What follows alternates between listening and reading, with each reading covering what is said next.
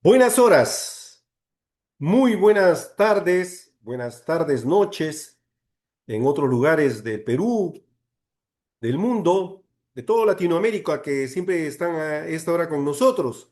Un día especialísimo, es 1 de julio y empezamos el mes patrio. No hay que olvidar que pertenecemos a un gran país, un país que tiene una de las cunas de las civilizaciones más importantes del mundo. Y hoy día nos encontramos muy contentos. Al empezar esta tarde vamos a tener una exposición pero interesantísima, pero queremos darle la bienvenida siempre primero a nuestro presidente ejecutivo del Instituto Nacional de Salud, el doctor Víctor Suárez. Adelante, doctor Víctor Suárez, para sus palabras. Buenas tardes. Solamente para saludarlos, darles la bienvenida a este nuevo webinar de salud intercultural que se ha hecho una costumbre todas las semanas poder recabar más información y escuchar más sobre lo que es la medicina tradicional, la salud intercultural y todos estos conceptos que son parte de nuestra esencia como país, ¿no? Y poder verla desde diferentes perspectivas. Esta vez desde una perspectiva filosófica que nos parece muy relevante poder escucharla. Así que bienvenidos y gracias por estar acá y gracias a la ponente que nos acompaña el día de hoy.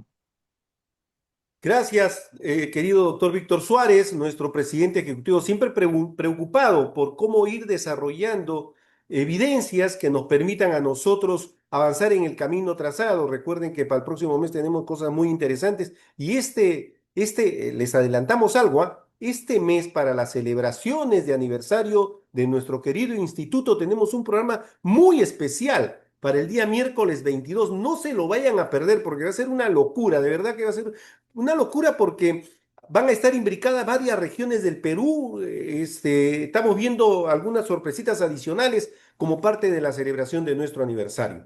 Bien, el día de hoy tenemos una conferencia muy importante. Queremos saludar, antes, Sonita, permíteme saludar a nuestros colegas que están desde Amazonas, está en Nieva.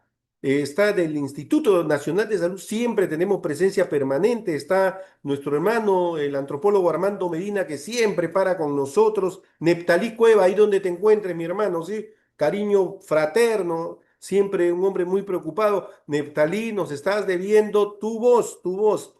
Desde el Cusco, mi hermano Henry. ¿Dónde estás, Henry? Que no te veo, mi hermano. Sí, mi hermano Henry, nuestro hermano Henry Mar, desde el Cusco. Está también presente. Están presentes compañeros del Ministerio de Salud. Está también de San Marcos el doctor Jorge Luis Arroyo Acevedo, un destacado químico farmacéutico y además médico. No sabría cuál de los dos sería tan relevante. Hola, querido Henry, ¿cómo estás? Un placer saludarte. Está Ciro Vázquez Rufasto desde Amazonas. Henry, un abrazo fraterno. Está, bueno, Ricardo Graciela Rengifo. Y vamos a ir saludando conforme van pasando las horas. Muy bien. El día de hoy tenemos una ponencia interesantísima y va a estar a cargo de una ponente de número, realmente de número. Y digo de número porque no es cualquier filósofa, es una mujer que destaca por su trabajo, no solamente académico en San Marcos, sino que además ella participa directamente con gobiernos locales, una vastísima experiencia de trabajar en el día a día, en el cara a cara. Es una filósofa con una tremenda formación, pero que adicionalmente, ella hace de la filosofía una práctica cotidiana, ¿no? Una filosofía de la vida práctica. Entonces, hoy día la conocemos porque hemos trabajado de manera conjunta bajo la dirección de la doctora Gloria Cuevas. Si está Gloria por ahí, un abrazo fraterno. Y voy a hablar un poco de ella, pero en realidad tiene muchas cosas. Ella es doctora en gestión pública y gobernabilidad, maestra en psicología educativa, es licenciada en filosofía por la Universidad Federico Villarreal, tiene una segunda especialidad en investigación científica, tiene diplomados múltiples, es una experta en trabajo con jóvenes en situación de exclusión, qué interesante, ¿ya?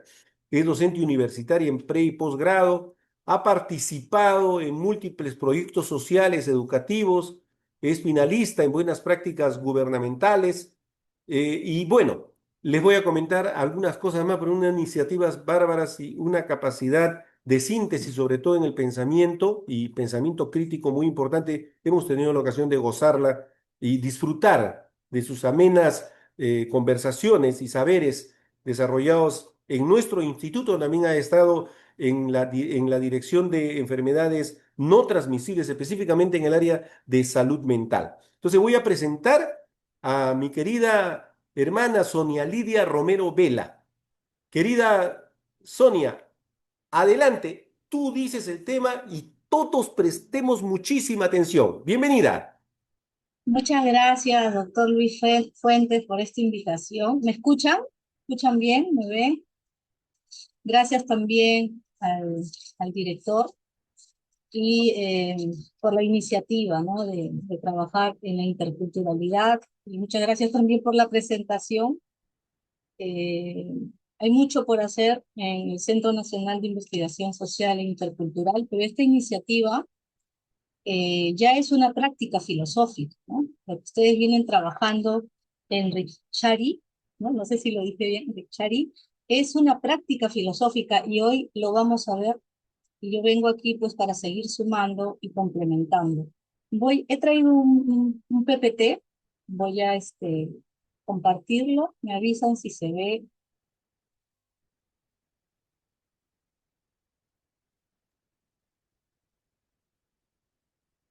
Bueno, el título que le puse a partir de la invitación, eh, me dijeron que hable cómo los fundamentos filosóficos contribuyen en la salud intercultural. Y este fue el título que le puse, ¿no? Fundamentos filosóficos, ¿sí se ve en mi pantalla? Perfectamente, querida. Fundamentos filosóficos para la humanización del cuidado en salud intercultural. Una propuesta desde el cuerpo vivido, la alteridad y en la construcción del sentido.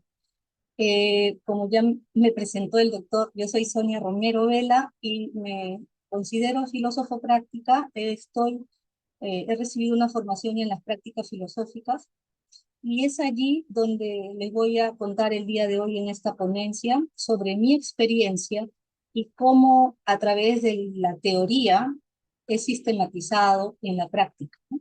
Porque la teoría sin la práctica no existe.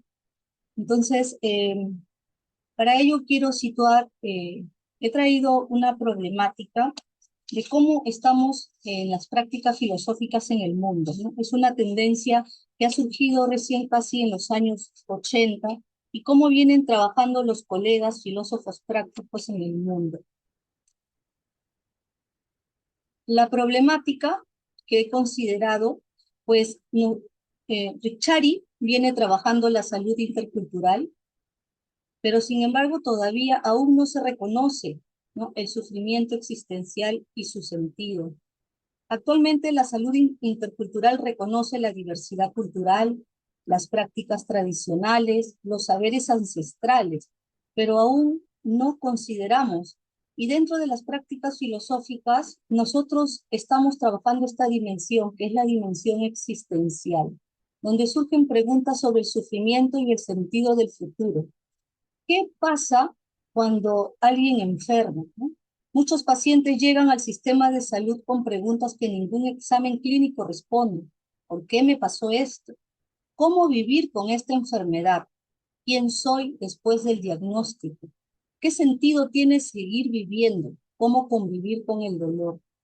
En el mundo, si bien es cierto, tenemos consultores filosóficos que no están trabajando en hospitales, pero vienen trabajando en la práctica privada, estos problemas existenciales, como le llaman algunos, ¿no? Que están incluso desencadenando en depresión y pérdida del sentido de la vida. Entonces, además de todas estas dimensiones en las cuales el ser humano como persona, ¿no? Es más que un diagnóstico, ¿no? Es el ser humano, como ya lo ve el Sensi, Ricciari, importa sus saberes ancestrales, ¿no? La historia, la cultura y esas relaciones y el sentido. Pero además también nos chocamos con una violencia epistémica. Esa violencia epistémica que surgió allá por los años 80, ¿no? Cuando algunos saberes y formas de comprender la vida son deslegitimizados o ignorados, ¿no? Esto más se maneja a partir del colonialismo, ¿no? Este colonialismo que no solamente dominó, sino que también destruyó o silenció conocimientos de algunos pueblos. Esta deslegitimación de saberes y narrativas, esta reducción de la persona a un diagnóstico, lo hace invisible a este sufrimiento, ¿no? La necesidad de un cuidado más hermenéutico, más fenomenológico y filosófico, como ya lo vienen haciendo algunos hospitales americanos, ¿no? Han desarrollado sus comités clínicos de ética, donde ya existen filósofos y desarrollan los dilemas morales, los dilemas éticos frente a ciertos problemas que surgen. Entonces, reconocer el sufrimiento existencial es abrir un espacio para el cuidado integral y verdaderamente humano. Escuchar con respeto, reconocer la alteridad, aceptar la diversidad de sentidos y acompañar la construcción del significado. Como dice un, como dice un filósofo sabio, Levinas, ¿no? Al describir a otro, yo me permito describir mi propia humanidad. Entonces aquí la filosofía como una práctica de cuidado, ¿no? Práctica de cuidado como un ejercicio crítico. No es una filosofía de gabinete o teórica, ¿no? Una filosofía académica, como dijo el doctor Tafur, ¿no? Es una filosofía en la misma práctica, ¿no? En la misma encarnación de la vida, ¿no? Es vivir en el propio espacio de la vulnerabilidad, ¿no? Donde niños, chalacos, ya están entrando en el sicariato infantil, ¿no? Trabajando con niños y adolescentes desde el desarrollo del pensamiento crítico, creativo, cuidadoso. Pensar en el otro no solamente es sentir como el otro, sino es una responsabilidad que va más allá, ¿no? No es, no es una empatía, es una eupatía, ¿no? O eupateia, ¿no? Es Ujú. en concordancia con nuestra razón y virtud. También Interesante. tenemos el acompañamiento. Querida Sonita, disculpe, solamente ponle la copita porque está tan interesante. Me dicen aquí el equipo que han escrito por el interno que quieren ver con la copita. Ahora sí, perfecto. Gracias. Gracias a usted. Acompañamiento del sufrimiento humano, ¿no? ¿Qué se hace en una consultoría filosófica, ¿no? En una consultoría filosófica, por ejemplo, no se diagnostica, no se responde preguntas, tampoco se da recetas, ¿no? Simplemente es un diálogo, justo lo que hacen en Richari, por eso le decía que hacía práctica, ¿no? Una escucha más activa, ¿no? Para no dejar solo al ser humano en su dolor. Intervención para la construcción del sentido. La filosofía ayuda a las personas a reencontrar significado ante la enfermedad, la pérdida y la transformación. Por ejemplo, en Japón hay un filósofo práctico que ya viene desarrollando las prácticas filosóficas en pacientes terminales, ¿no? ¿Cómo puede alguien que ya está a punto de morir no resignarse, no detenerse a esperar su muerte, sino a abrazarlo, ¿no? A seguir contemplando su existencia, ¿no? La terapia existencial, ¿no? Aquí en la actualidad tenemos filósofos prácticos vivos. Se encuentra Lou Marinov, está Oscar Benifier, Ran Lahaf, eh, José Barrientos, que vienen desarrollando, ¿no? Porque ¿cuál es el problema existencial en esta sociedad actual, ¿no? ¿Qué nos encontramos? Pérdida del sentido de la vida, crisis, vacíos, y todo ello está desencadenando en problemas de salud mental, ¿no? Porque le llamaría Jung-Chul Han una violencia neuronal. Entonces, frente a ello, inclusive la Organización Mundial de la Salud, pensando en ello, está preparando en América, ha formado un comité donde está preparando filosóficamente a algunos médicos, ¿no? Porque si bien es cierto, se preparan en la parte biológica, pero hay una parte existencial en las cuales también están formando a los médicos, ¿no? La filosofía como camino de autoconocimiento, aceptación y transformación personal. Y dispositivo de humanización del cuidado, ¿no? Fomenta la empatía, el respeto por la dignidad y el reconocimiento de la diversidad cultural.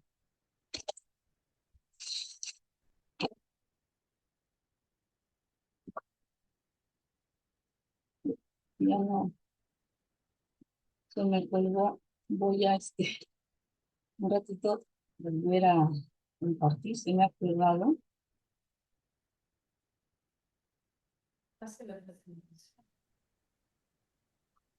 Así no, se lo mando. Y ahora sí se ve. Sí, sí, se ve, se ve. Bien, esta es la parte central de esta propuesta desde la filosofía en la salud.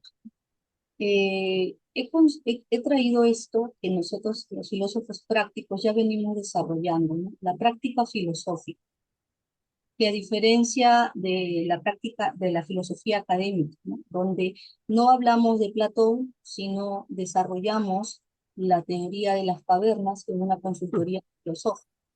Las prácticas filosóficas son diversas formas de utilizar el pensamiento filosófico y el diálogo crítico para abordar problemas y cuestiones de la vida cotidiana, la ética y la sociedad, con el objetivo de promover la reflexión, la comprensión y la toma de decisiones informadas. Dentro de estas prácticas filosóficas, como ya les venía mencionando, tenemos la consultoría filosófica, los talleres filosóficos, la filosofía organizacional, ¿no? Filosofía en las empresas. Por ejemplo, hay un filósofo que ya viene trabajando la felicidad en las empresas, ¿no? Y hay un país que me parece que es Portugal, que es el país más feliz de todo el mundo, porque el resto de países no lo desarrollan, ¿no? En conjunto con la UNESCO ha venido desarrollando este estudio. Los cafés y foros filosóficos, que son encuentros abiertos al diálogo y a la reflexión sobre temas de interés humano y social. También tenemos las caminatas filosóficas y otras prácticas filosóficas que se van fomentando y que van desarrollándose. Por ejemplo, en Brasil tenemos en la educación con niños y adolescentes los campamentos filosóficos, ¿no? Retiros filosóficos. Y a su vez trabajamos diversos métodos, ¿no? Los métodos que se desarrollan dentro de las prácticas filosóficas. Está el diálogo socrático, que consiste en cuestionar y examinar las creencias existentes, pero no desde una mirada crítica, como muchos creen. Filosofía es ser crítico. Nosotros argumentamos esto en el pensamiento del filósofo Matthew Lipman. Matthew Lipman desarrolló la filosofía para niños y adolescentes allá por los años 90, inclusive desarrolló el pensamiento multidimensional, donde lo crítico, lo creativo y lo cuidadoso o ético no pueden desprenderse.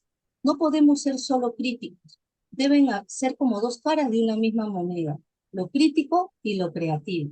Sin embargo, decimos, el filósofo es crítico, solo critica, cuestiona, pero no es en esa mirada que trabajamos desde la práctica filosófica. Trabajamos mucho el método fenomenológico, ¿no? Conocer desde las propias experiencias y vivencias, que es la percepción, donde está Merleau-Ponty, que más adelante les voy a hablar. El método mayéutica, de este filósofo clásico, Sócrates, que consiste en la autorreflexión y que hoy en día es utilizado en varias disciplinas, ¿no? También tenemos la hermenéutica, el método hermenéutico que consiste en la comprensión e interpretación, y otros métodos que se trabaja dentro de estos diálogos, ¿no? Diálogos que no juzgan, diálogos que comprenden y diálogos donde el otro y el otro conocido y el otro desconocido actúan en una intersubjetividad, ¿no? Y eso permite eh, reflexionar en comunidad, como diría Ran Lafage. Es como una orquesta donde todos, a viva voz, desarrollan un diálogo de escucha activa, donde todos eh, participan y construyen, ¿no? Se construyen. Este modelo modelo filosófico del cuidado existencial, como le he llamado, y tiene 4 dimensiones. La primera dimensión es la dimensión del cuerpo. En este caso, en esta dimensión del cuerpo, aquí se hace una crítica al dualismo cartesiano, ¿no? Recuerden que René Descartes decía que la mente y el cuerpo estaban divididos. Viene Merleau-Ponty, que es un filósofo francés, y él dice, no puede estar el cuerpo y la mente separados. Y lo que habla bastante pues, el doctor Tafur, ¿no? El sentipensar, que en Brasil, Walter Cohen, que es otro filósofo práctico, lo viene desarrollando, ¿no? El sentipensar. El cuerpo no solo como un organismo, el cuerpo es nuestro medio de estar en el mundo, es ese medio que nos transmite conectar. Como vemos, en estos tiempos de rapidez y de inmediatez, hay una desconexión entre nuestra mente y nuestro cuerpo. Esta automatización, estas prácticas que se desarrollan a veces en automático, hacen que haya una desconexión, no solamente con nuestro cuerpo, sino también con la misma naturaleza, con la naturaleza que nos rodea. Entonces, el cuerpo vivido es la base de toda experiencia, de todo pensamiento y de toda relación con nosotros y el mundo.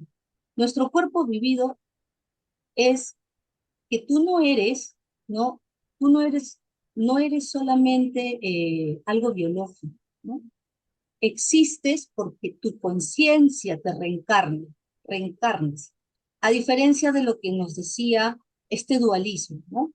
La experiencia encarnada, vivimos, sentimos y comprendemos desde nuestro cuerpo. ¿Cuánto de nosotros escuchamos a nuestro cuerpo? Hay una pregunta filosófica con la que inicié un taller, ¿no? ¿Podemos pensar desde nuestro cuerpo? Nuestro cuerpo nos habla, nos da señales, pero a veces nosotros no escuchamos y hay cosas que no nos hacen bien y encima le seguimos dando, ¿no? Lo situado, el cuerpo está en un contexto, en una cultura, en una historia, en un territorio, ¿no? Y está en constante relación e interacción. Y también hay una apertura al mundo. El cuerpo nos permite relacionarnos, cuidar, ser cuidados y dar sentido a esta existencia. En la dimensión 2 traigo aquí a Levinas, ¿no? Con la alteridad, la filosofía sobre el cuidado del otro. ¿Qué es la alteridad? Es reconocer al otro en su diferencia, dignidad y singularidad. Aquí podríamos decir que Levinas coincide con esta palabra eupatía o empateia, ¿no? Que significa, es más allá que de la empatía, ¿no? De no solamente sentir o ponerse en los zapatos del otro, ¿no? Sino ir en esa coherencia y en esa consonancia entre la virtud y hacerte responsable del otro. Es reconocer al otro en esa diferencia, en esa dignidad y singularidad. No es solo tolerar, es acoger, escuchar y responsabilizarse. El rostro del otro me interpela y me hace responsable. En esta relación ética, yo existo a través de la relación con el otro. La verdadera ética nace en el encuentro con el rostro del otro. Muchas veces no nos damos cuenta, ¿no? No sabemos que el otro tiene parte de nosotros, ¿no? Cada uno de nosotros formamos un todo y tenemos un principio común, pero no nos reconocemos en el otro, ¿no? Nos vemos como alguien distinto. Y eso es lo que se ve mucho en esta sociedad, ¿no? En esta sociedad actual polarizada. ¿Qué implica en el cuidado, ¿no? Una escucha profunda, sin juicios, respeto por la dignidad y la historia del otro, responsabilidad ante su sufrimiento y su vida, reconocimiento de su cultura, creencias y saberes, ¿no? En esta línea también me gustaría mencionar, ¿no? Hay un filósofo que le llamaban el filósofo pesimista, pero Arthur Schopenhauer decía pues que el sentido que hemos venido a la vida a sufrir y que al negar esto, al enajenarnos, sufrimos doblemente, ¿no? O sea, nosotros debemos aceptar el dolor como parte de la vida, pero en esta sociedad, como diría Jung Chul Han, ¿no?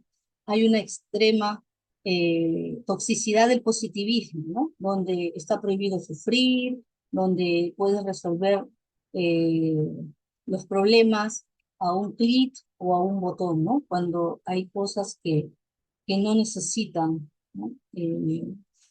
No necesitan de la inmediatez, ¿no? Muchas veces de la reflexión y ser escuchado puedes ayudar a muchas personas, ¿no?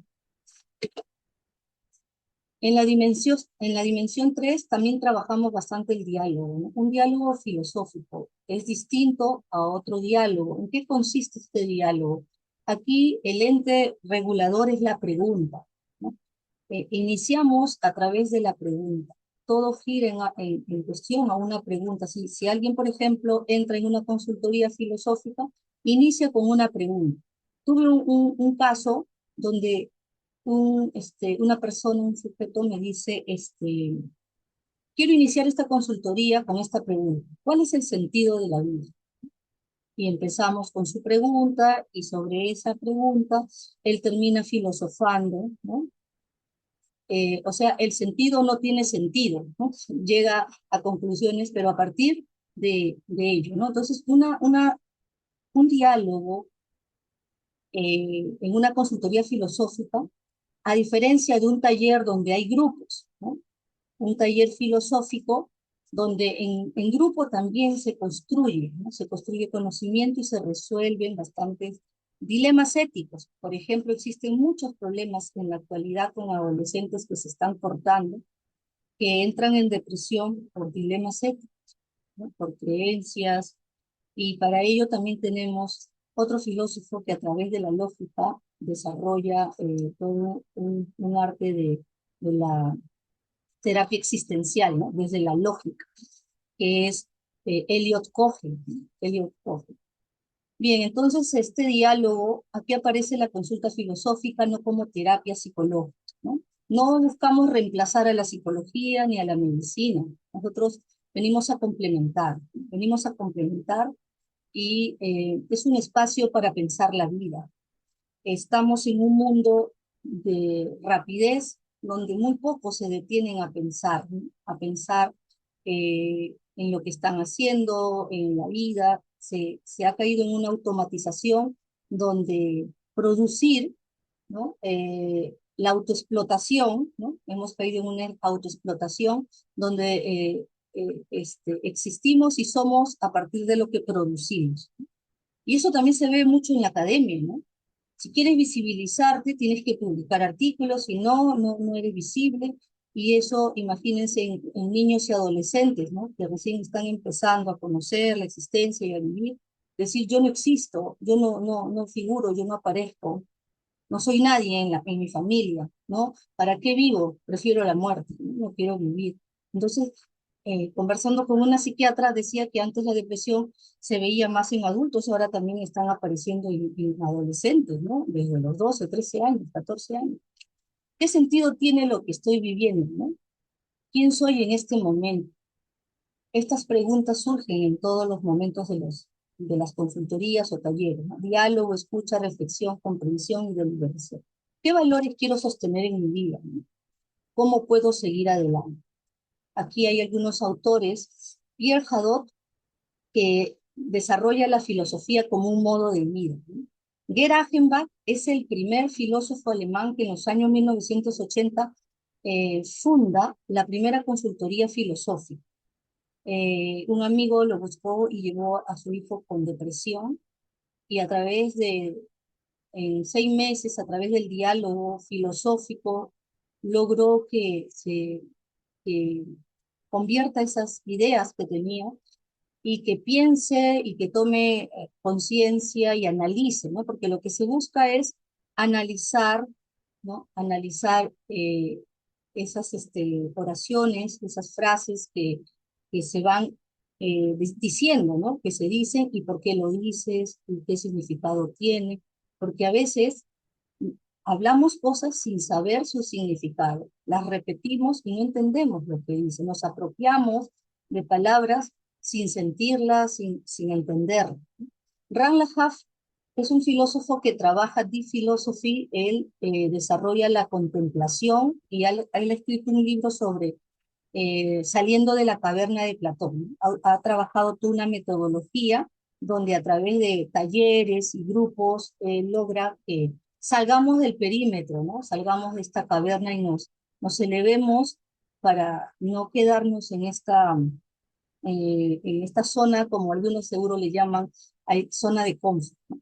Mónica Caballé es una filósofa española también que trabaja el tema de las prácticas filosóficas de la filosofía oriental y desde las sabidurías ancestrales orientales, ¿no? Ella desarrolló un libro sobre el coraje de ser. Y en la dimensión 4 traigo la construcción de sentido, dar sentido al sufrimiento para transformar la vida. ¿Qué pasa cuando un paciente está desahuciado, ¿no? O simplemente tiene algún diagnóstico, ¿no? Apenas reciben el diagnóstico, ¿cómo lo reciben? Yo he tenido casos de algunos, no me gusta llamarlos clientes, pero consultantes que me han dicho que cuando han ido al médico y empiezan a hacerle estos tipos de consultas, le dicen, vaya al psiquiatra, ¿no? Saque una cita con el psiquiatra, o tiene que pasar por el psicólogo, ¿no? Entonces, construir sentido es integrar lo que vivimos, comprenderlo y transformarlo en una orientación para la vida.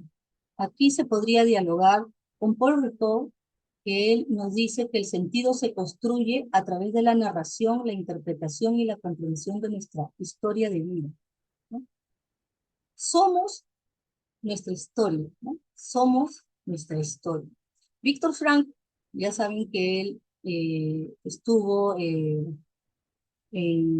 con el tema de los nazis, ¿no? El sentido no se busca, se descubre en la vida, incluso en el sufrimiento. La vida nunca deja de tener sentido, incluso en las situaciones más difíciles. Y bueno, Nietzsche, Friedrich Nietzsche, él nos habla de el sentido se crea, no se encuentra hecho, es un acto de afirmación y responsabilidad. En este círculo de narrar, comprender, reinterpretar, proyectar e integrar, ¿no? Contar nuestra historia para integrarla. Muchas veces en unos talleres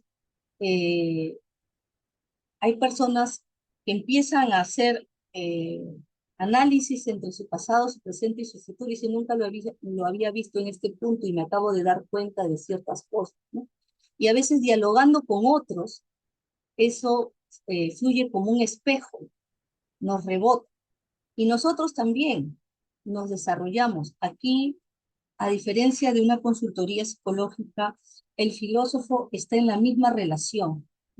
No hay, eh, llamémoslo una verticalidad, ahí es horizontal.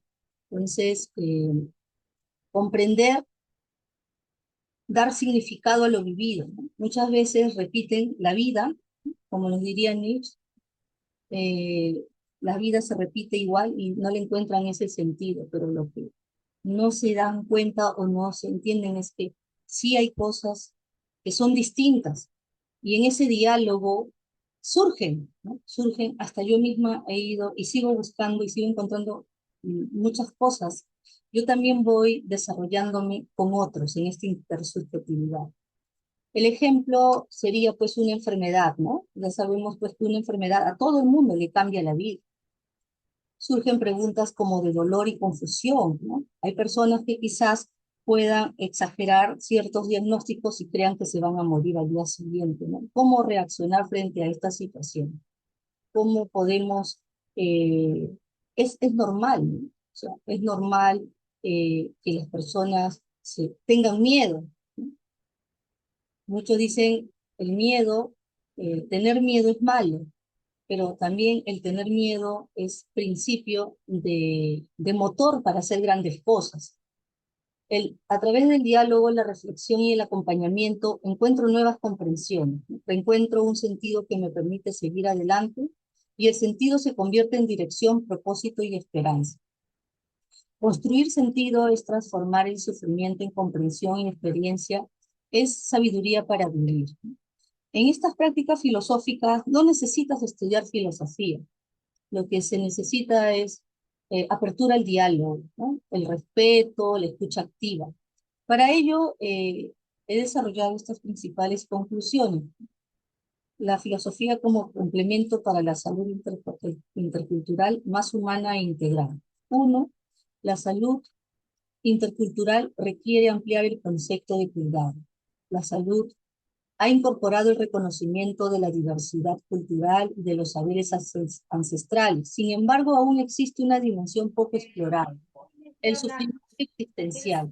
Humanizar el cuidado implica atender no solo el cuerpo biológico, sino también las preguntas de sentido que emergen durante la enfermedad.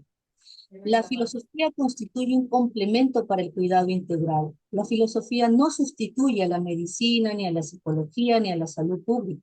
Su aporte consiste en ofrecer espacios de diálogo, reflexión y construcción de sentido que fortalecen la atención integral de la persona, especialmente cuando el sufrimiento supera la dimensión clínica. El modelo filosófico del cuidado intercultural que les traigo el día de hoy propone una nueva mirada, ¿no? Las dimensiones del cuerpo vivido, el sufrimiento, la alteridad, el diálogo filosófico y la construcción de sentido permiten comprender a la persona como un ser histórico, cultural, relacional y existencial. Este enfoque puede fortalecer las prácticas de humanización del cuidado en contextos interculturales. La filosofía puede contribuir a las prácticas de salud intercultural, incorporar prácticas filosóficas como la consultoría filosófica, los diálogos socráticos, los diálogos filosóficos, y los espacios deliberativos podrían enriquecer los procesos de acompañamiento de pacientes, familias, equipos de salud, favoreciendo una atención más ética y comprensiva y culturalmente pertinente. Por ejemplo, saliendo un poco del ámbito de la salud, hay un filósofo español, José Barrientos, que trabaja el proyecto Boesi, ¿no? En pensar entre rejas es para personas que están en las cárceles, ¿no? Personas vulnerables. En Colombia tenemos a Víctor Rojas, que trabaja el proyecto Marfil, Marginalidad y Filosofía, con niños de las guerrillas, ¿no? Con niños adolescentes que han sido víctimas de la guerrilla, que han quedado huérfanos, y con ellos desarrollan el pensamiento filosófico.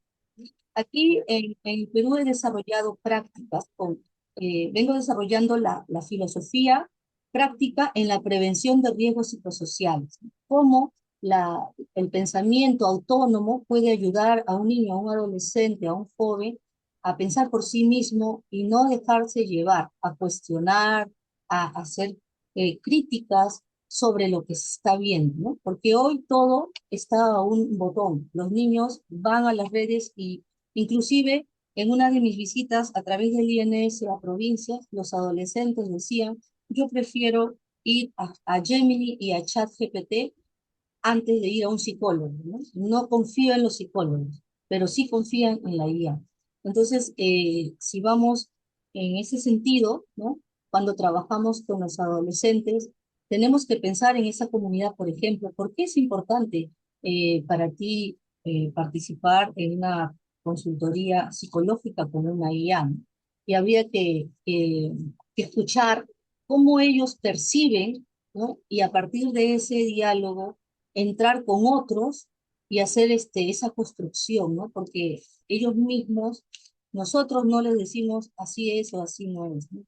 Ellos mismos toman autoconciencia, conciencia y autoconciencia y tratan de tomar mejores decisiones, ¿no? Entonces, como reflexiones, humanizar el cuidado es comprender la vida, ¿no? Por más que existan normativas, estamos deshumanizados, ¿no? Hoy prevalecen otros intereses, no necesariamente eh, cuidamos o nos cuidamos cuidando nuestro cuerpo, ¿no? ¿Qué hay de nuestra mente? ¿Cómo está nuestra mente? Cuando un profesional de la salud escucha el relato de una persona, no solo atiende síntomas, entra en contacto con una historia, una cultura, una memoria y una esperanza. En ese encuentro, la filosofía deja de ser una disciplina abstracta para convertirse en una práctica de cuidado, capaz de acompañar allí, donde muchas veces las respuestas técnicas resultan insuficientes. Humanizar el cuidado significa reconocer que antes del diagnóstico existe una persona, antes de la enfermedad una historia y después del tratamiento un proyecto de vida que merece ser reconstruido con dignidad.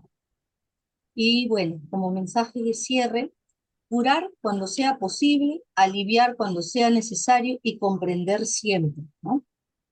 Toda práctica de cuidado comienza cuando reconocemos al otro no como un caso clínico, sino como una persona con historia, con una cultura y un sentido de vida.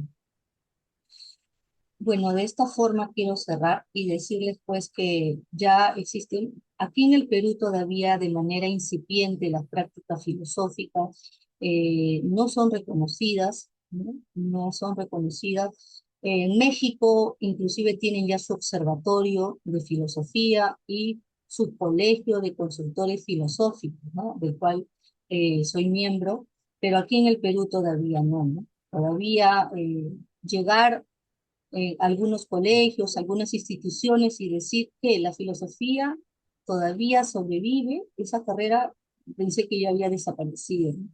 Pero sin embargo, la filosofía hoy está siendo aplicada, ¿no? Aplicada en la misma encarnación vivida, ¿no? En la misma realidad, ¿no?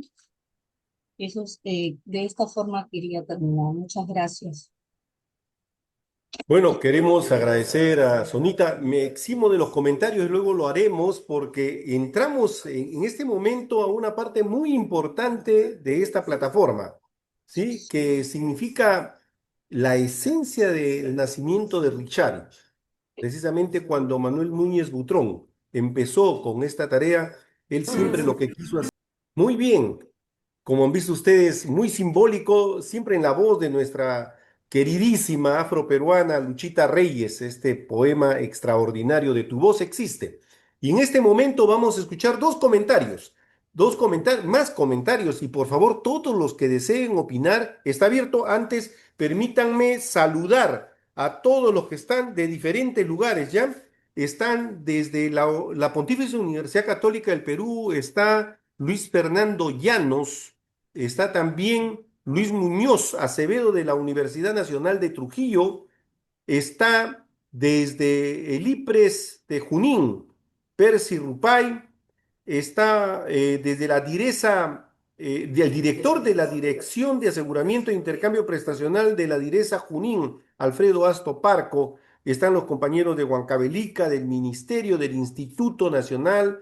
Y queremos también saludar a Armando Medina, nuestro compañero que siempre está con nosotros. Y voy a presentar recién bajadito del avión, así es la verdad. Después de una larga jornada por allá por Asia, a nuestro queridísimo doctor Bartolo. El doctor Marco Bartolo acaba de estar en un encuentro muy importante que después nos va a hacer una exposición para Richard y al respecto en China, precisamente que trata sobre estos impactos de la medicina tradicional y un poco de las historias que existen de cómo están produciendo estos encuentros. Hoy día lo invitamos para comentar brevemente, doctor Marco Bartolo. Buenas tardes, adelante. Ahora sí está en el Perú, ya no está en Chile. Muy amable, doctor, sus, sus palabras, doctor Luis Fuentes. Es verdad, el Perú y Cuba fueron los únicos invitados a un curso taller en Macao, en China. Hubieron alrededor de 20 países de Asia, Oriente y África.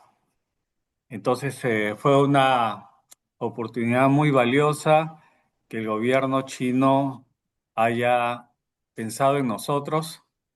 Un agradecimiento a la Organización Mundial de la Salud, que fue quien financió toda esta, este viaje, esta comisión de servicio a Macao. Macao viene a ser un ente, eh, un gobierno autónomo y colaborador para medicina tradicional de la OMS. Eh, bueno, punto y quería felicitar a la doctora Sonia Romero por su excelente exposición, su capacidad de síntesis impresionante para hacernos un recorrido por los principales pensamientos filosóficos alrededor de estos milenios. Muchas gracias, doctora Sonia. Un gusto de tenerla aquí en Richari y que nos pueda contribuir con una mirada diferente sobre la salud, sobre el bienestar, sobre el buen vivir, como dirían nuestros ancestros eh, peruanos. Y en ese sentido es que consideramos que tiene algo muy importante. Cuando el doctor Luis Fuentes me invita a hacer un comentario a su ponencia, es que eh, la filosofía del andino precolombino, los precolombinos, fue precisamente esa mirada integral, esa mirada holística de las cosas. Y eso es lo que se percibe cuando uno observa el sistema tradicional chino, ¿no? El sistema tradicional asiático, eh, porque el bienestar es consecuencia de múltiples factores. Y lamentablemente estos múltiples factores han sido estudiados de manera sectorial, ¿no? Nos hemos especializado mucho. Entonces, falta esa mirada integradora. Y esa mirada integradora podría ser la filosofía, ¿no? ¿Cómo es que desde la mirada de los filósofos podrían darle una mirada más integral, ¿verdad? Y pueden darnos una mirada ah, sobre el pensamiento, ¿no?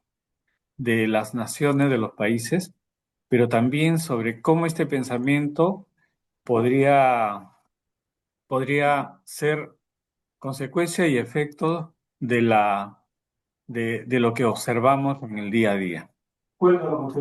Y en ese sentido, nosotros consideramos, doctora Sonia, que creo que sí sería muy interesante que contemos con esa mirada filosófica sobre el mundo, ¿no? Que nos rodea. Hay muchas preguntas sobre qué es por qué ocurre lo que ocurre en este mundo, ¿verdad? A pesar de que podríamos decir que habíamos superado el siglo XX, grandes matanzas, grandes tragedias, ¿no? Provocadas por el hombre, parece mentira, ¿no? Parece que estamos regresando cuando vemos lo que ocurre en el Oriente, ¿verdad?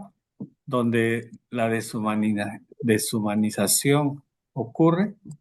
Entonces, parten estas preguntas que aparentemente los padres, abuelos, consideraban que el siglo XXI iba a ser de otra más humana, pero lamentablemente no está ocurriendo. Entonces, aquí parte algunos aspectos que usted ha tocado, que es cómo entender el pensamiento, ¿verdad?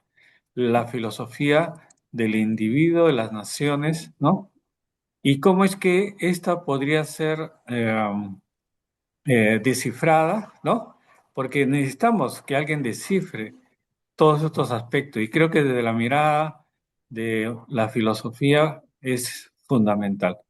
Yo no quiero alargar más, sino más bien agradecerle y seguramente hay preguntas, doctora Sonia Romero, para que podamos nosotros tener un poco más claro algunos aspectos que usted ha sustentado y nosotros, eh, por lo menos personalmente, no había conocido de esa posibilidad de que los filósofos podrían, ¿no? brindar esa mirada, ¿no?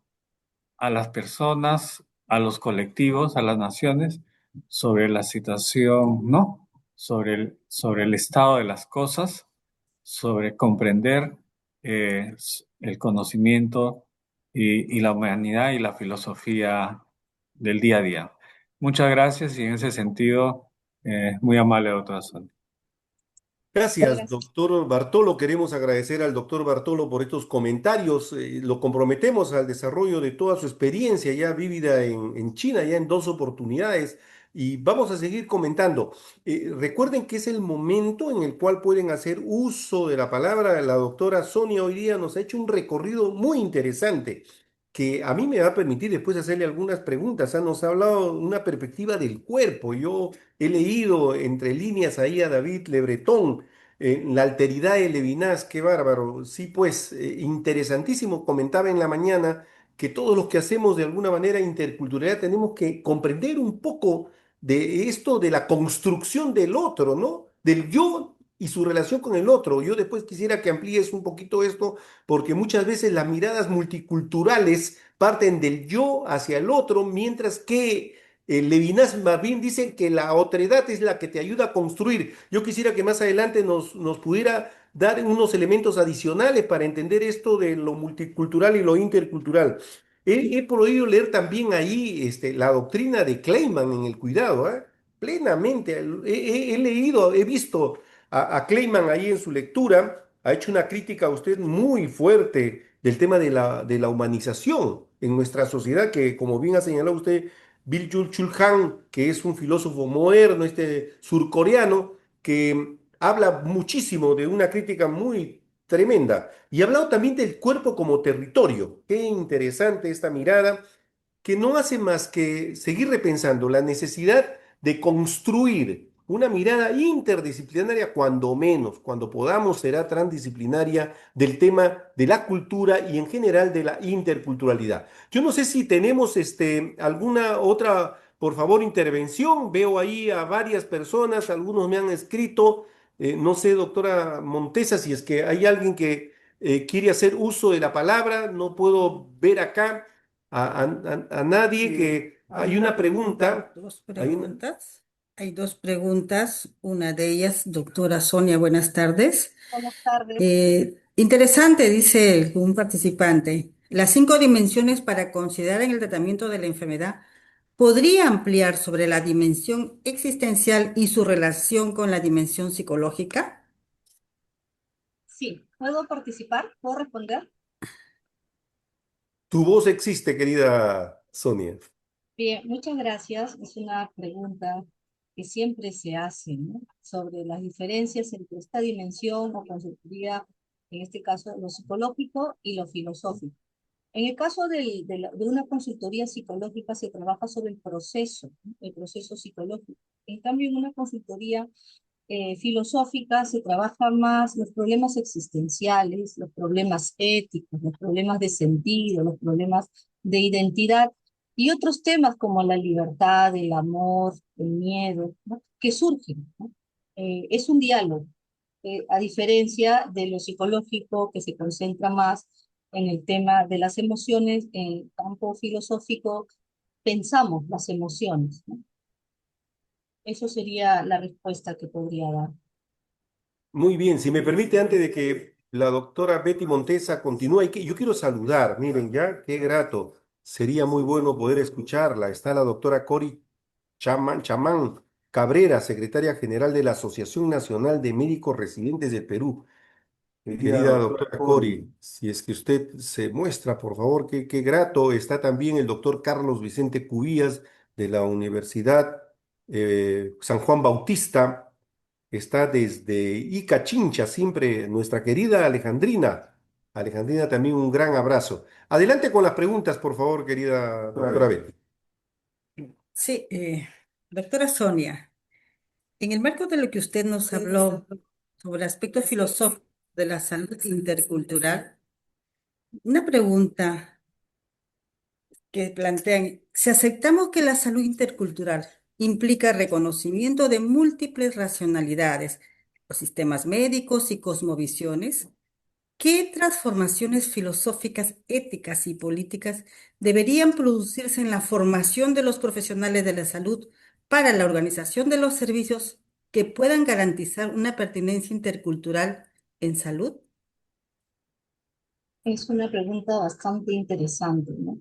Eh, Muchos de los profesionales que he conocido han llevado maestrías de antropología filosófica, ¿no? Es lo que más se aproxima en la ética del cuidado. En cuanto al cómo podrían desarrollar, sí, pues es importante eh, llevar cursos de prácticas filosóficas, ¿no? Como ya lo vienen implementando en otras universidades americanas y europeas, ¿no? Los filósofos como parte de los comités de ética. Inclusive la Organización Mundial de la Salud está capacitando con filósofos a los profesionales médicos, ¿no? Porque si bien es cierto, el médico cuida desde el sentido biológico, desde su formación, pero también quién cuida al médico, ¿no? O cuando está el psiquiatra o el psicólogo, ellos también son humanos, ¿no? Entonces, sí existe un replanteamiento. Yo pienso que sí debe haber un replanteamiento en la política. Se deben implementar estos cursos, ya sea de antropología filosófica o de ética en la salud, ¿no? Ética en la salud. En estos tiempos es importante, porque no solamente en el campo de la salud existe una relación entre paciente-médico, ¿no? Si bien es cierto, el paciente cumple con atender el médico cumple con atender a su paciente, pero ¿qué hay de aquellos eh, pacientes que son vulnerables y son inclusive en algunos casos vulnerados a sus derechos y dignidad, ¿no? De largas esperas, largas colas, no ser atendidos? Algunos viajan inclusive, vienen de distintas partes del Perú para ser atendidos aquí, ¿no? Y hay largas esperas. De alguna u otra forma también es un tipo de violencia, ¿no? Entonces, sí, definitivamente hay que, pero esto es un trabajo de largo aliento, ¿no? Porque aquí todavía en el Perú, a diferencia de otros países, en Latinoamérica me parece que ya México, Colombia y Argentina lo vienen desarrollando y aplicando. Han abierto escuelas de posgrado, ¿no? Antropología filosófica en la salud, me parece. Es lo que podría decir. No sé si haya respondido a la pregunta. Gracias, doctora. Muy bien, ahora sí, vamos a, hay una voz, hay una mano levantada, hay una mano levantada. Querido Armando, buenas tardes, bienvenido a esta tu casa. Gracias, doctor Luis. Muy buenas tardes y felicitar a Sonia por la brillante exposición. Creo que es una oportunidad muy interesante dar una perspectiva desde la filosofía en el campo de la salud y sobre todo cómo la expositora nos ha llevado por un recorrido de diferentes pensadores clásicos para entender las diferentes corrientes de la filosofía o el arte del pensar o el arte de interpelar una realidad. Entonces yo quería tal vez preguntarle a la expositora dos cosas, ¿no? La primera, tal vez algo sencillo, de repente me gustaría que tal vez nos amplíe un poquito la idea, dado que la mayoría acá, los que nos siguen son personal de salud, por ejemplo, para entender cómo es que el tema de la salud estuvo muy vinculada en la conformación de algunos pensadores, como por ejemplo Sócrates, cuando él diseñó toda la propuesta socrática de la mayéutica. Y él, en una de sus alusiones, él dice, ¿no?, que su madre era una partera y que él aprendió el oficio de aprender a hacer parir a las mujeres, algo así, no recuerdo muy bien, pero que finalmente él dice que él se dedicaba más a preguntar para que la gente sea quien para sus propias ideas y que ese parto cada quien lo experimente con su propio dolor.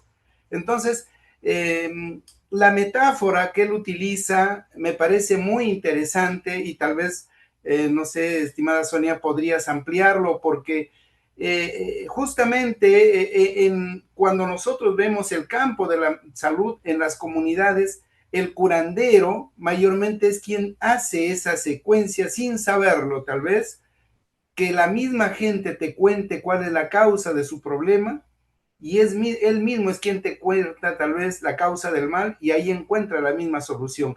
Entonces, ahora cuando te escuchaba me pareció bien interesante hacer esta extrapolación entre el pensamiento socrático, la mayéutica y el pensamiento de un curandero en las zonas andinas o amazónicas, ¿no? Que siempre interpela. Por eso es que él crea más vínculo de confianza, porque él me pregunta, él me conversa, él me entiende, él me comprende. Sin embargo, por otro lado, tenemos la otra parte, la otra orilla, y por ahí va la segunda pregunta, que tiene que ver con la formación de los profesionales de la salud. Mire, es paradójico. Los profesionales de la salud lo preparan para trabajar con cuerpos humanos. Desde el primer año hasta que terminan y hacen la especialidad, trabajan sobre órganos, sobre tejidos, sobre músculos, sobre arterias, etc. Solamente hay algunas especialidades como la psicología, la psiquiatría, que entran un poquito a hurgar en la mente, pero cuando entran en la mente, muchas veces entramos a ver esas respuestas bioquímicas que se producen adentro.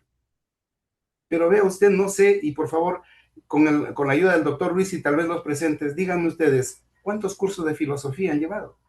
Sin embargo, hoy día la expositora nos pone en vitrina que la filosofía es el arte del pensar. Y si nosotros no somos capaces de pensar o de interpelar o hacer como Sócrates, que otros paran sus propias ideas, la pregunta es cómo estamos haciendo una atención de salud a los seres humanos que somos tan plurales y tan diversos.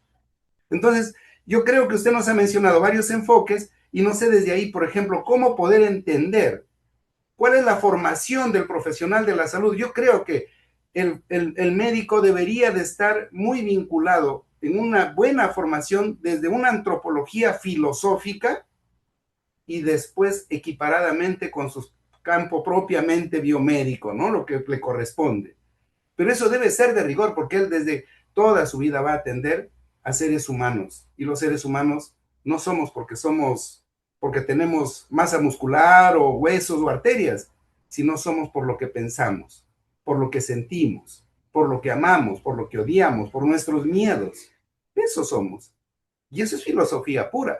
Entonces, eso yo quería ver su opinión y sobre todo, si usted tal vez nos podría dar algunos aportes de qué o cómo o en qué ciclos o en qué momento se podría incorporar la filosofía como parte de un entrenamiento para que los profesionales de la salud puedan hacer un trabajo mucho más eficaz, mucho más eficiente, entendiendo que ahora mismo acaba de aprobarse unas normas que creo que van a ser la especialidad por Internet. Entonces la pregunta es, ¿cómo vamos a enfrentarnos a esos nuevos retos cuando los seres humanos necesitamos vernos, tocarnos, sentirnos, olernos?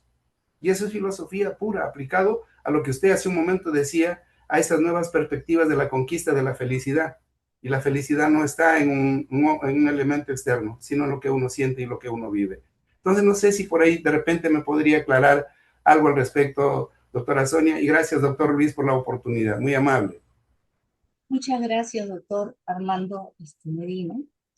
Bien, en cuanto a la primera pregunta con respecto a cómo se relaciona el pensamiento de Sócrates y la salud, ¿no? Recuérdese pues que, como usted mencionó, Sócrates, su madre Fenarrete, que era parturienta, ayudaba a parir a las mujeres, pero Sócrates toma eso y dice de manera figurativa, yo ayudaré a parir ideas en los hombres, ¿no? De manera general. Y en porque lo que él hacía tampoco es que él era reconocido, recuérdese que fue llevado a beber la cicuta, ¿no? Porque nadie quiere ser cuestionado en estos tiempos, ¿no? Es tan difícil confrontar y sí, cuando usted menciona cómo se relaciona entre Sócrates y un curandero, ¿no? Definitivamente, Sócrates buscaba la verdad a través de preguntas, ¿no? Él solo repreguntaba y hacía preguntas a través de su método mayéutica y hacía que las personas, ¿no? Se den cuenta de que estaban en un error y a través de la ironía. Y frente a un curandero de estos tiempos, el curandero también trata de ver su sabiduría ancestral, ¿no? Entonces, en ese sentido, no podríamos decir que sean tanto como las diferencias, ¿no? Sino que hay más similitudes entre la filosofía socrática y un curandero, ¿no? Un curandero también eh, está constantemente en contacto con su naturaleza, su cultura, ¿no? Lo que le han dejado sus ancestros, y está en ese constante. Por ejemplo, dentro de las prácticas filosóficas también hay pensar desde el arte, pensar desde las plantas, ¿no?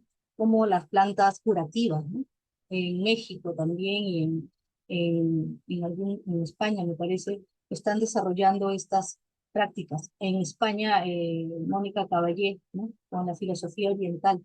Entonces, lamentablemente, esta violencia epistémica de la cual comenté hace un momento, de, de invisibilizar, ¿no? De invisibilizar y de decir que la ciencia está por encima de todo, ¿no? Dentro de ello, yo también estoy ahorita en un proyecto en la región Callao, donde estamos trabajando la popularización de la ciencia, ¿no? Cómo podemos hacer que las personas también vulnerables, que no necesitan ser científicos, también pueden hacer ciencia, igual como en las consultorías filosóficas. No necesitas estudiar filosofía porque todos sabemos pensar. Lo único que se hace desde la filosofía es pensar mejor. Todos tenemos esa capacidad de razonar, de pensar. Lo que hacemos en filosofía es llevar eso a un, a un, a un nivel más de abstracción, ¿no? Porque estamos en un mundo donde nos llevan a una practicidad, ¿no? Donde vale lo que evidencias y más allá de importar cómo visibilizas eso. En cuanto a la pregunta 2, ¿no? De la formación a los profesionales de la salud. Sí, definitivamente. Yo trabajé en una universidad católica aquí en el Perú, donde en todas las carreras, pero en esa universidad no enseñaban medicina, pero sí enseñaban psicología, y en todas las carreras enseñaban filosofía. Filosofía 1, filosofía 2, antropología filosófica, axiología, ética 1, ética 2, ¿no? Sí, toditos los cursos los llevaban, pero lamentablemente existe ahorita una tendencia de desaparecer las horas y los cursos de filosofía en la mayoría de universidades. Y bueno, si en el campo de los profesionales de la salud no se ha llevado, o si se ha llevado de manera general, pues sí debe de existir se debe repensar, ¿no? Se debe repensar y considerar a la filosofía también como parte de, de esa formación. Yo he desarrollado con un equipo de profesionales interdisciplinarios, entre psiquiatras, profesores, psicólogos, proyectos desde las prácticas filosóficas como prevención de riesgos psicosociales con niños y adolescentes bastante vulnerables. Y hemos encontrado resultados, ¿no? Inclusive está publicado en una revista SCOP, ¿no? Cómo nos hemos ayudado, por eso también eso es lo que busca, ¿no? La interdisciplinariedad, esta mirada, ¿no? Porque vivimos en una sociedad ya no compleja, sino caótica, de incertidumbre. Y frente a ello, como dijo hace un momento el doctor que lo antecedió, la filosofía puede ayudar a pensar desde una manera integral, porque hemos subdividido al hombre, ¿no? Y como hace un momento también nos habló el doctor Tafur, ¿no? El doctor Fuentes, ¿no? De esta otra edad. La otra edad no reduce al humano, tampoco lo cuestiona, ¿no? Simplemente lo comprende, lo contempla. Y eso es lo que definitivamente hace falta en esta sociedad actual, ¿no? Decir las verdades hace daño, como decía una persona, ¿no? Decir la verdad o corregir a alguien en estos tiempos. Existe, eh, aunque suene terrible, ¿no? La política también se está apropiando de nuestras mentes y cuerpos. Una filósofa española decía que el yo, su yo, ya no era personal, ¿no? Que ni siquiera hasta político, que era económico. Entonces, pensar desde el cuerpo, retomar nuestro cuerpo, eh, desde esa mirada, ¿no? Donde nosotros habitamos nuestro cuerpo. ¿Cuánto de nosotros habitamos nuestro cuerpo? Algunos están enajenados o desposeídos de sí mismos.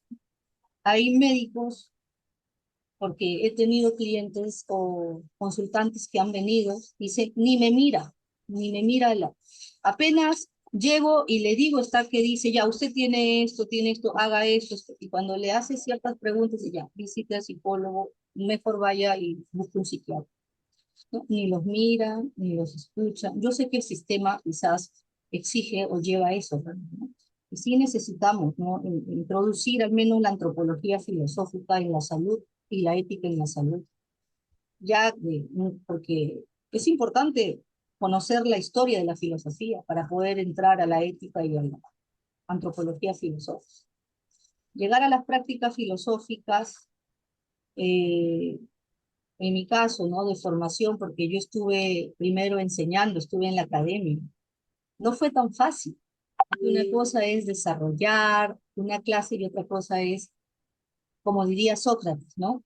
Yo no he venido a, a pensar, ¿cómo decía? Él decía, yo no he venido a hablar, ¿no? De qué es la filosofía, sino he venido a hacer filosofar, ¿no? Y hacer filosofar enseñar filosofía eran dos campos distintos, ¿no? Y sí, cuando yo estaba en la formación, me salía a mi lado académico, me salía a mi lado teórico, pero cómo llevar la metodología de la caverna o la teoría de la caverna en un taller.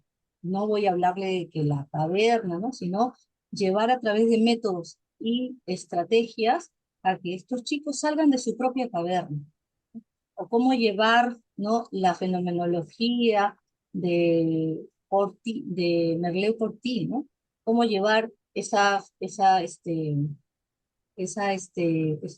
decirles que conecten su mente y su cuerpo, ¿no? Que estén en simultáneo, ¿no? Ese sentipensar. ¿Podemos nosotros escuchar a nuestro cuerpo? ¿Cuántos de nosotros sabemos que algo nos cae mal? No lo, no lo, no escuchamos a nuestro cuerpo. Entonces, pensar desde allí, yo considero que sí es importante, ¿no? No porque sea filósofa, porque yo sé que en estos mundos la filosofía no es rentable, como dicen algunos, pero te ayuda mucho, ¿no? Ayuda un montón. Y en Francia, en Italia, en España, las prácticas filosóficas vienen desarrollándose desde los años, con fuerza a partir de los 90. Se inició desde los 80, ¿no? Eso sería todo. Muchas gracias. No sé si se me haya pasado algo. No, Sonia, mira, lo que ha sucedido, prende tu cámara, Armando, pero tengo varias, ¿sabes qué? Cosas hermosas que me suceden en este momento. Yo digo ricuras, porque se juntó una filósofa, se juntó un antropólogo y tenemos en el chat, yo solamente acá, la tarea nuestra es mediar dos comentarios interesantes de dos médicos especialistas, pero que tienen toda la mirada. Mira, y voy a leer los comentarios y quisiera que por favor Sonia los comentes y también Armando, ¿por qué no? Total, este es un espacio de encuentro, es un tincuí. Aquí lo que queremos es que se encuentren, se desencuentren y como síntesis sea la reexistencia del pensar. La doctora Cori Chamán Cabrera nos comenta, dice, buenas tardes, estimados todos. Como médico residente de la especialidad de Administración y Gestión en Salud, los fundamentos filosóficos de la salud intercultural nos recuerdan que la atención sanitaria no debe centrarse en la enfermedad, sino también en la persona, su cultura, sus creencias y su contexto social. Reconocer la dignidad, miren, reconocer para recuperar esta categoría, ya que la emplea muchísimo Charles Taylor para ustedes y también Nancy Fraser. Por ahí quiero que comentes por ahí, querida Sonia y Armando. Reconocer la dignidad, la autonomía y la diversidad cultural del paciente permite construir servicios humanos pertinentes y equitativos, favoreciendo una relación, dice, una relación de confianza entre el sistema de salud y la comunidad, y nos manda un saludo cordial. Y también inmediatamente el doctor Sergio Espejo La Rosa recupera a otro filósofo que también quiero que lo comenten. Doctora, buenas tardes. Nuestras comunidades nativas o indígenas culturalmente se sostienen en el biocentrismo, donde el ser humano es uno más en el todo y donde cuidar el ambiente, nuestro entorno es fundamental. Sin embargo, nuestra cultura occidental se sostiene en el antropocentrismo, donde yo soy primero, yo soy segundo y así sucesivamente. Y el ambiente y la naturaleza no tienen relevancia si no nos servimos de ella. En su experiencia, ¿cómo afrontar lo que dice Lévinas, Derrida y otros grandes filósofos respecto a atender al otro, responsabilizarnos del otro, de quienes dependemos para existir y no me refiero a mi familia, sino al otro desconocido, ¿no? Un poco al extranjero. Adelante, por favor, te pediría, Sonia, y después, ya que estamos en un tremendo diálogo, también pudiera participar Armando. Adelante, querida Sonia. Bien, lo que he entendido o lo que he escuchado es que ella nos habla del biocentrismo, ¿no? El biocentrismo concentrado en la parte de la vida, pero dice que no es así en lo real, ¿no? En lo real está el antropocentrismo. Y sí lo vemos esto también en el día a día, pero se habla ahora de lo bioético centrismo, ¿no? En ir la vida acompañado del cuidado, ¿no? De lo que han mencionado. Ese otro del cual nos habla Levinas, ¿no? De ese otro que nosotros no conocemos, él nos lleva a pensar en el otro desde una manera de responsabilidad. Más allá de sentir como el otro o de ponerse en el zapato del otro, él va mucho más allá de cómo está la razón se sintoniza con la virtud, que es lo que hoy se va perdiendo. Y en esa misma línea también Sócrates, para él la verdad era la virtud, ¿no? Practicar el bien, entonces hacer el bien. Y si mencionamos a Hipócrates, ¿no? Que fue un filósofo médico, donde él decía de que no podemos segmentar al hombre, ¿no? El ser humano es una unidad. Sin embargo, podemos ver pues que los especialistas se concentran en un órgano y no vemos en una integridad a ese ser humano, ¿no? No hay como un diálogo entre especialidades. Y es lo que también se ve, eh, no solamente es el hombre divorciado de la naturaleza y del otro desconocido. De ropa. Me pone que denuncia, Disculpen, hay un ruido. Ese otro desconocido, yo que voy es a lo hacer que vemos ahora, ¿no? Que es, por ejemplo, en el caso de nuestro país, los migrantes, y en el caso de lo que está pasando a nivel internacional, ¿no? De cómo se están matando a los niños, ¿no? Y de que por cultura y creencias hay maltratos, ¿no? A las mujeres y a niños, ¿no? Entonces, ese cuidado donde esa pregunta, a dónde van? ¿Hacia dónde vamos? ¿En qué lugar queremos vivir? Sería la pregunta que se hace Matthew Littman, ¿no? Matthew Littman dice, ¿en qué lugar queremos vivir? Y en este tenemos que pero construir. yo no tengo, llevando y robando agua. Un segundito, si permiten. Estamos hablando de la otra edad, así que hay que tener paciencia, querida Sonia. Adelante, por favor. No hay problema, sino que yo también me distraje un poquito.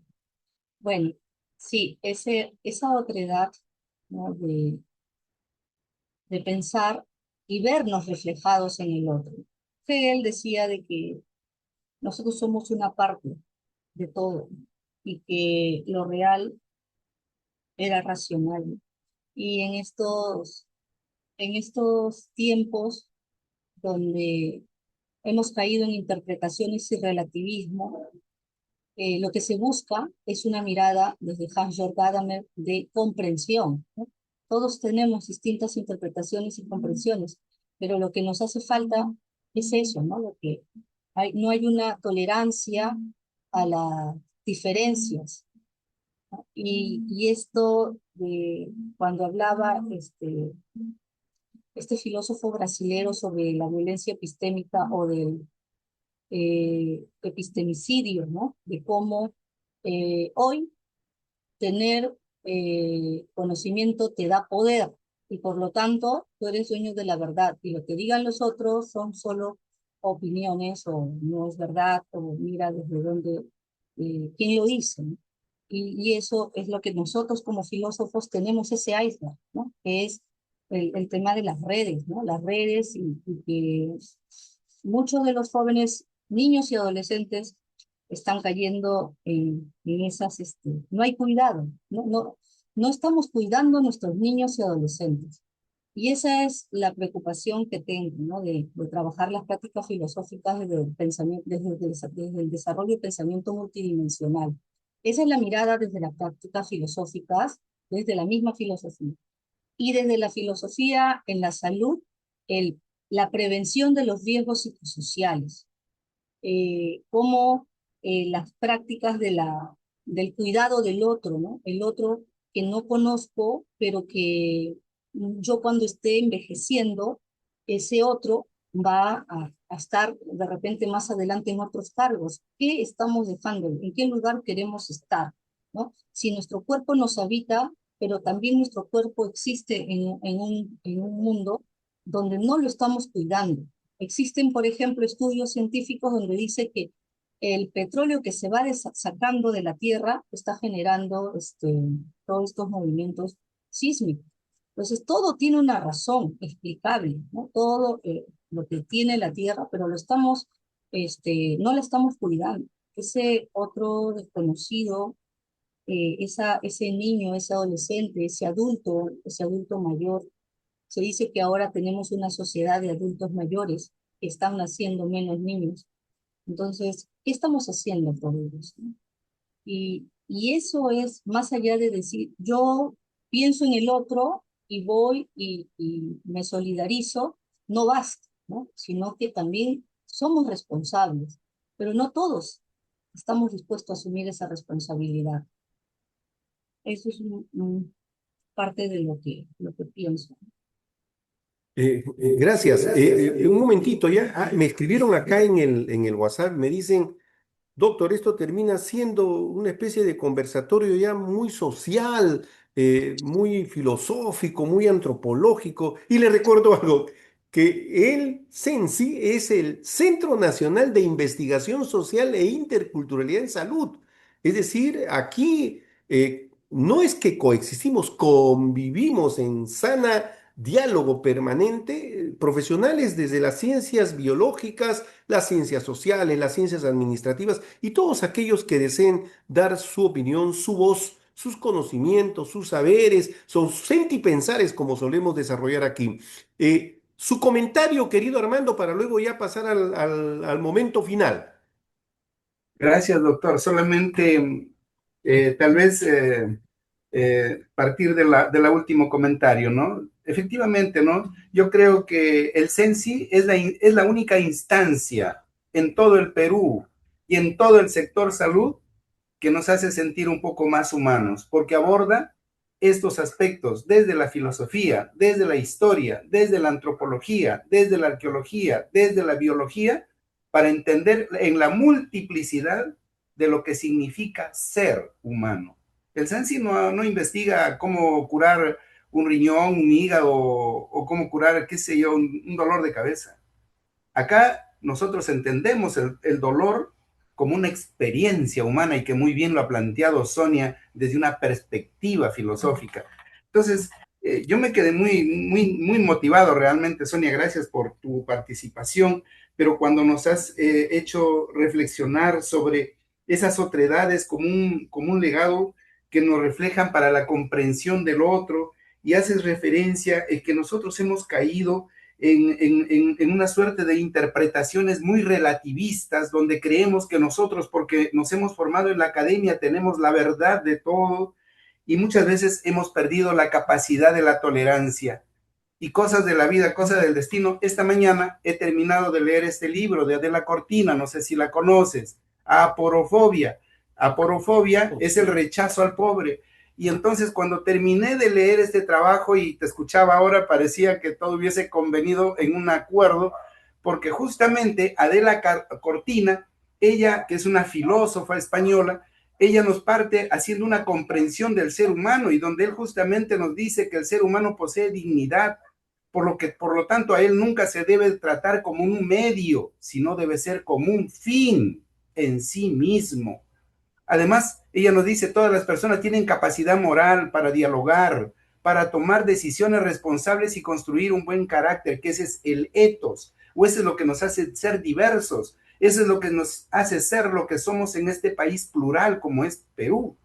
Por otro lado, en relación a lo de Adela Cortina, al aporte de salud y complementando lo que nos ha hecho el expositor esta tarde, Adela Cortina nos dice que la salud no debe entenderse solo como la ausencia de enfermedad, sino como una condición que permite a las personas desarrollar una vida digna.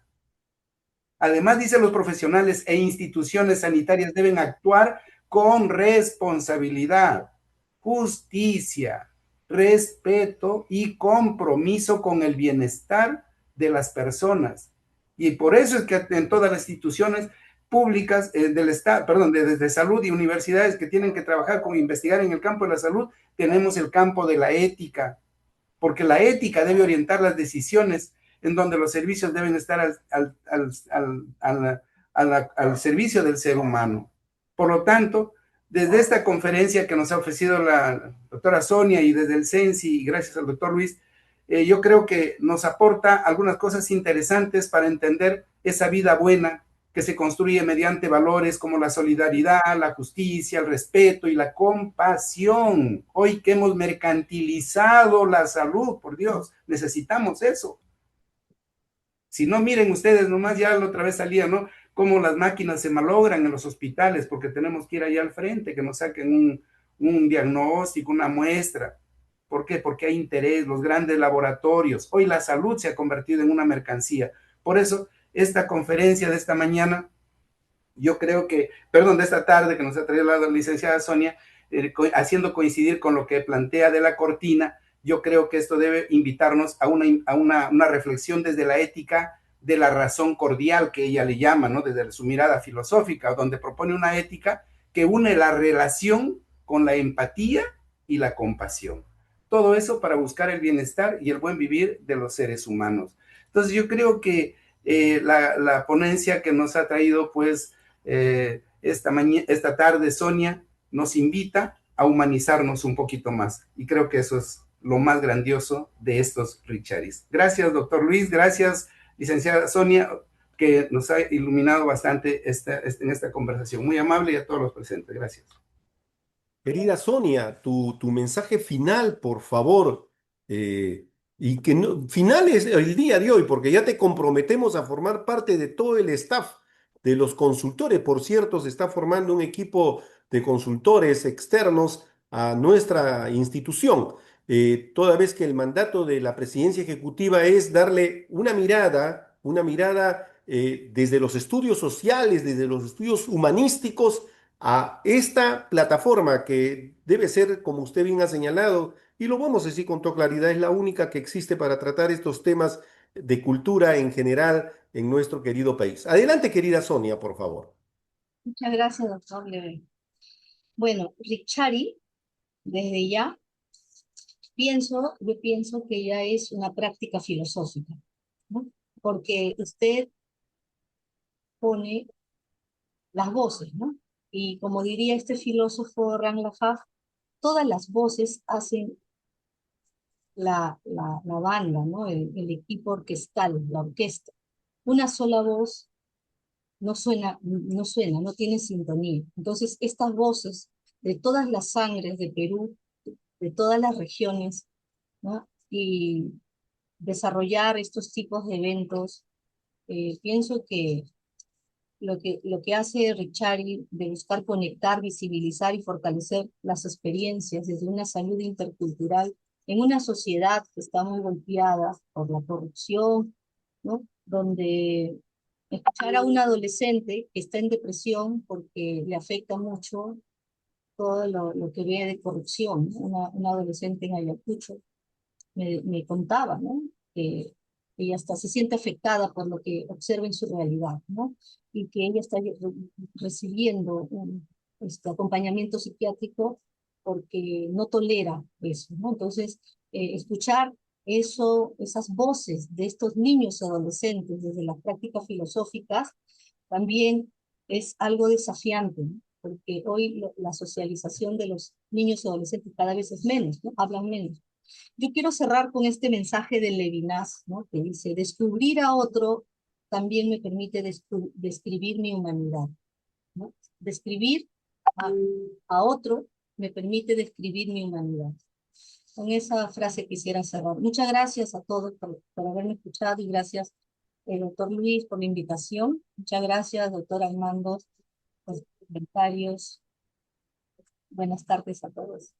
Sí, bueno, esta ha sido una tarde, pero fabulosa, realmente fabulosa. Estamos reinterpretando un poco el sentido de lo que ha sido las manifestaciones. Nos preparamos para una evaluación de ya 24 sesiones. Vamos a ir ya de Richari, ininterrumpidas, por cierto, y queremos decirle que nos sentimos muy contentos el día de hoy. El día de hoy se ha repasado un poco una mirada filosófica para ver cómo podemos hacer encuentros de estos conocimientos, de estos saberes, de estas ciencias. Hay quienes dicen, como Enrique Dussel, dicen, no tenemos por qué hablar de una filosofía de América, ¿no? No una filosofía de los pueblos originarios. ¿Por qué? Tendría que tener otra categoría. Qué interesante, Enrique Dussel, este filósofo argentino-mexicano. ¿Y por qué tener que llamarlo así? Sin embargo, nos encontramos en la filosofía. Vamos a aceptar que este es un encuentro donde nos cuestionamos nosotros mismos y cuestionamos todo aquello en lo que hemos sido formados. Ustedes hicieron una pregunta, a ver, ¿cuántos cursos de filosofía? Yo ya soy un médico viejo, con más de 40 años de médico, y déjeme decirle que en mi universidad original, que es San Marcos, teníamos un solo curso era filosofía, miren, perdón, sociología, y que fue cuestionado en una de las reformas y eliminado. Y participo en otra universidad hoy en día en la cual, fíjense, se enseña filosofía, antropología, miren, salud intercultural, o sea, y aparte de historia de la medicina, una universidad que tiene una mirada de atención primaria. No voy a decir el nombre para no estar haciendo propagandas, pero sí hay preocupación, creo yo. El tema es cómo incluimos esta mirada del cuidado, esta mirada, como bien dijo Armando, del acompañamiento compasivo, comprometido en las profesiones de la salud, que creo que sería un buen sustento para comenzar a entender un poco cómo hacer la interculturalidad en salud. Déjenme decirle que esta plataforma ha nacido en lo fundamental para entender la interculturalidad como una acción pública, una acción política, que signifique el reconocimiento del otro con todos sus derechos, ojo, y como bien, ya no solamente con Nancy Fraser, sino con Miranda Fricker, ¿no? Miranda Fricker cuando nos dice, oye, un momentito, no se trata solamente en el tema de la pertinencia intercultural que nosotros hablamos, no basta con respetar símbolos, lenguas, costumbres, es necesario reconocer a los pueblos, a las personas afectadas, a los pacientes, a nuestras parteras, a nuestros sabios, a nuestros maestros, a nuestras comunidades en general, como sujetos de conocimiento. Y esto es muy importante, porque creemos que no somos sujetos de conocimiento. Por eso yo les agradezco, te agradezco, querida Sonia, te voy a seguir invitando. Armando, como siempre, forma parte del staff. Te incorporamos como parte del staff con tu anuencia, querida Sonia, por favor. Dinos que sí, por favor. Vamos a incorporar también a una maestra de la psiquiatría social. Anota ahí, por favor, el equipo ya anotó a la doctora Gloria Cueva, la vamos a invitar Es decir, vamos a comenzar a trabajar todos estos temas y conversar entre todos, con la participación de nuestros colegas médicos, que ha sido también fundamental en el diálogo. Hubiera querido escuchar su voz, pero invito a nuestros representantes de la Asociación de Residentes del Perú. Querida doctora Cori, por favor, no sea malita, déjenos su número de celular ahí, la necesitamos. Este es un espacio, por favor, de todos ustedes. Recuerden que tenemos un link. Ya próximamente vamos a inaugurar el observatorio.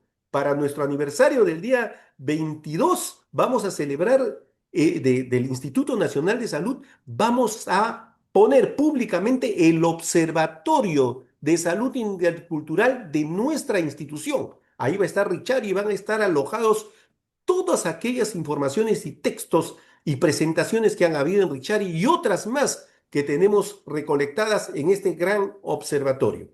Agradecerles que este día sea bendito para cada uno de ustedes, que sigan compartiendo con sus hogares, que recordar que al lado de la familia, al lado de nosotros hay una comunidad y también existe una huaca, ¿verdad?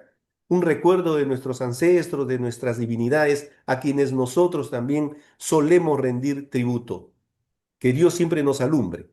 Y como dice ese viejo ceremonial colombiano, de solidaridad, además, de solidaridad con el pueblo venezolano que hoy día sufre un dolor muy intenso. Hemos tenido también aquí participación del pueblo de los expositores venezolanos a través de nuestro aliado importante que es el Organismo Regional Andino de Salud, Orascono. Gracias por este día y este ceremonial colombiano de despedida. Sea mentira o sea verdad, que se abra la tierra y se vuelva a cerrar. Lo que han escuchado, lo vuelvan a contar. Buenas tardes. Bendiciones. Hasta el próximo miércoles, si Dios así lo quiere. Gracias. Gracias, doctor. Muchas gracias a todos. Buenas tardes.